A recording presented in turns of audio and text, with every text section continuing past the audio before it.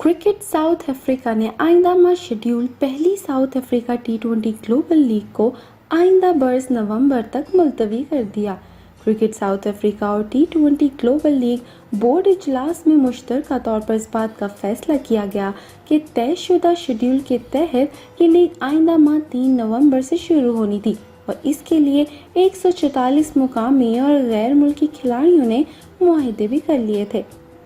South Africa cricket association ने फैसले पर तशवीश और मायूसी का इजहार करते हुए यूनिट के मुलतवी होने की आज़ादाना तहकीकात और मुतासरा खिलाड़ियों को मुआवजे की अदायगी का मुतालबा भी किया है।